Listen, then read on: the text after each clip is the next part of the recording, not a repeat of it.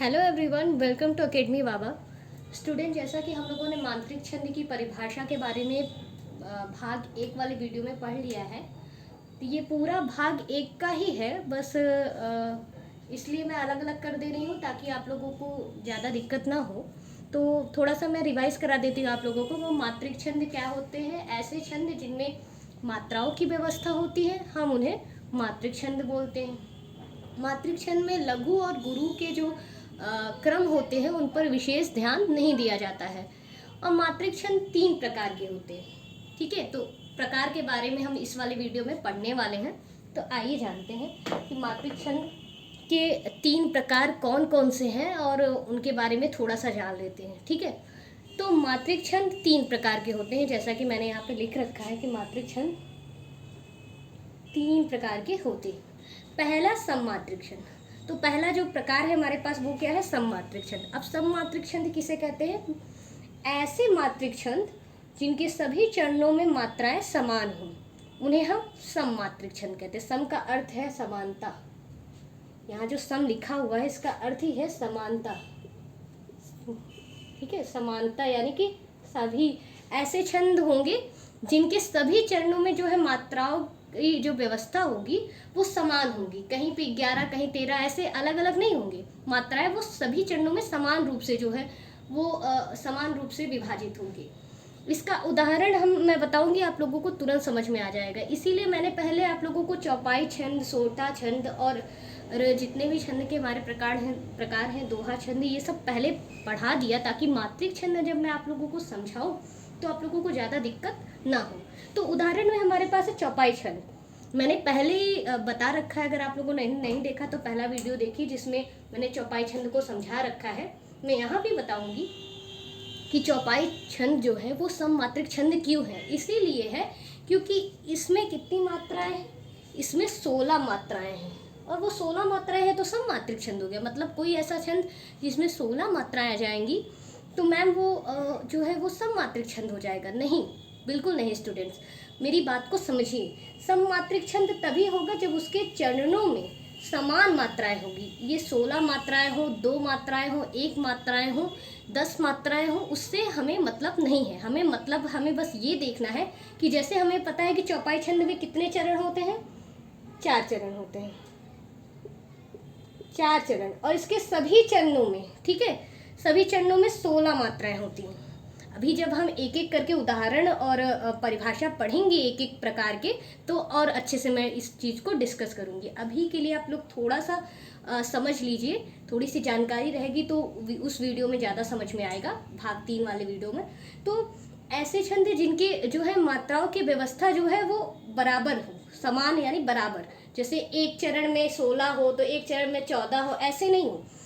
चौपाई छंद में 4 चरण होते हैं और चारों चरणों में जो है वो मात्राएं जो है 16 ही होती है। पहले चरण में भी आपको 16 मात्राएं मिलेंगी, दूसरे में भी 16 मात्राएं मिलेंगी। तो इस कारणवश ये जो है वो सममात्रिक छंद हो जाता है। तो मेरे ख्याल से आप लोगों को सममात्रिक छंद बिल्कुल अच्छे से क्लियर अभी तक हो चुका होगा।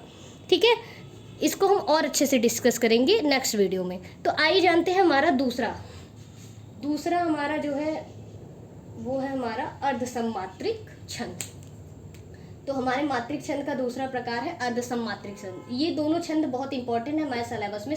हालांकि सिलेबस में तो तीनों है, परंतु सबसे ज़्यादा जो आवश्यक और ज़रूरी हम बोल सकते हैं, इंपॉर्टेंट टिक लगाते हैं ना, तो मैम आप लोगों को ये इंपॉर्टेंट बता रही है कि अर्ध सममात्रिक छंद और सममात्रिक छंद बहुत ज़्यादा ज़रूरी है। क्योंकि परिभाषा अगर आप लोग लिखेंगे और अगर आप लोगों को प्रकार के बारे में थोड़ा बड़ा जानकारी रहेगी, आपको कुछ भी याद रहेगा, तो आप लोग परिभाषा आसानी से लिख सकते हो या कोई भी छंद आप लोग आसानी से पहचान सकते हो।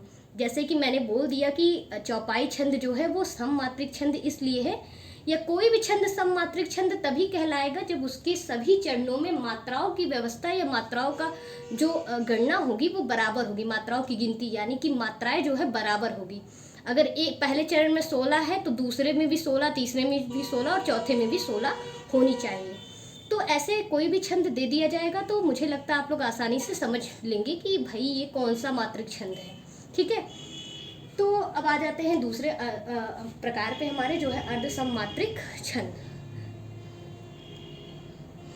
तो स्टूडेंट्स ऐसे छंद जिनके सभी चरणों में मात्राएं असमान हो, सभी चरणों में मेरे कहने का मतलब है कि जैसे कि मैंने उदाहरण में लिखा है दोहा छंद और सोरठा छंद, मात्राएं असमान हो। आप सभी को पता है कि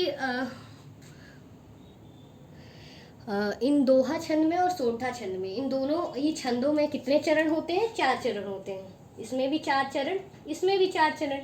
तो पहले चरण में मात्राओं की व्यवस्था अलग होगी और दूसरे चरण में अलग होगी, तीसरे में अलग होगी और चौथे में अलग होगी। ये हम सब जानते हैं क्योंकि मैंने पहले ही पढ़ा रखा है आप लोगों को दोहा छंद और सोरठा छंद की परिभाषा के बारे में। और मैंने ये भी बता रखा है कि दोहा और सोरठा एक दूसरे के जो हैं वो उल्टे होते हैं, ठीक है। तो इनमें आप लोगों को अच्छे पता है दोहा के पहले और तीसरे चरण में 13-13 मात्राएं होती हैं और दूसरे और चौथे चरण में 11-11 मात्राएं होती हैं। तो इस कारणवश ये क्या हो जाएगा? अर्ध सममात्रिक छंद हो जाएगा, क्योंकि मात्राएं क्या है इसमें? असमान है, ठीक है। मात्राएं क्या है यहाँ पे? असमान है। इस कारणवश हमारा दोहा छंद और सोरठा छंद क्या हो जाएगा?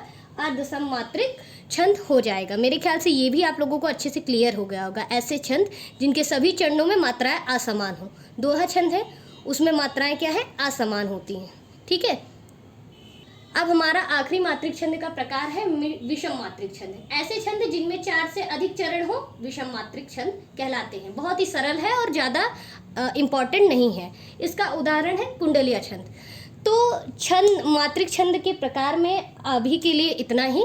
तब तक के लिए आप लोग पढ़ाई करते रहिए। All the very best. और भाग 3 भाग 4 वाले वीडियो पे जाना ना भूलें, क्योंकि उसमें इन तीनों प्रकार को अच्छे से डिटेल में डिस्कस किया जाएगा।